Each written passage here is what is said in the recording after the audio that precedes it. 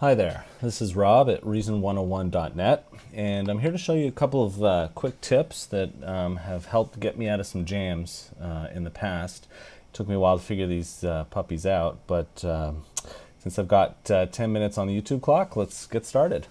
First tip that I have came out of a Propellerhead user forum post that somebody said basically something to the effect of, I know that the Unison has, some big fat sound and it's wonderful and everything, but what does it really do? So here's what the Unison can do for you if you're in this kind of a jam. So let's first create an instrument. Let's take a subtractor synth sound.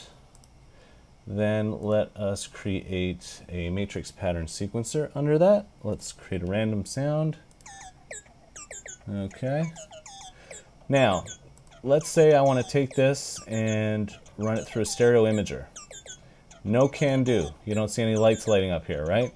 That's because the subtractor and also the Thor unit are monophonic. So you're only going to get one cable going out.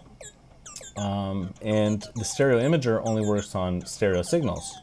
So to get around that, what you can do is you can create a Unison device which does fatten up the sound, but it has a more practical purpose of allowing you to turn a mono signal into a stereo signal.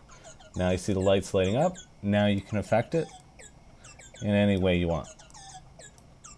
Okay, good enough. So let's take all of these, let's delete them, let's start from scratch. Second tip that I have is has to do with when you automate any kind of levels or pan controls on your main mixer here. So again, let's create an instrument. Let's go for a ARP combinator. Okay, let's play it. Let's run it through a matrix pattern sequencer. Let's put a randomized pattern in there. Beautiful. And all these sounds are in my Generations refill, which is available on Reason101.net. So, okay. So now you've got this in here. Now what I want to do is take a matrix pattern sequencer, take the curve to affect this. Let's do bipolar. Let's just add in a random curve. Okay, let's play it. Let's copy the device. Let's turn around. Let's do unipolar. Let's take that curve and let's have that affect your level. Okay, so now you have panning, and you also have your level being controlled by this matrix, and your panning is controlled by this matrix. Now this is great and everything, but when it comes to your sequencer, you can't automate a fade in or a fade out for this, because even if you have your level all the way down, this matrix is controlling it, so you can't really automate it. However, here's the quick solution.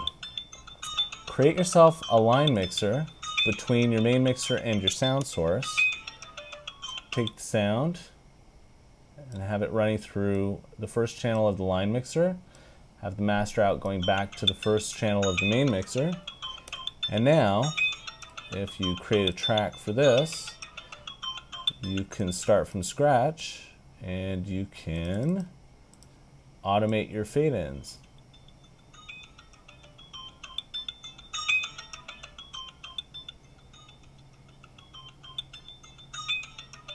You can also automate your pan signal.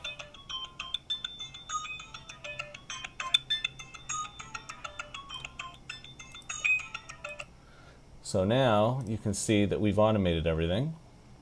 And if you take a look, we'll just pull this over here, duplicate it, stop it here. Now it's all automated, and you're actually using this automation in conjunction with these two automations on your main mixer to control that one signal. So that's just a quick tip there. Hope that helps you out a little bit.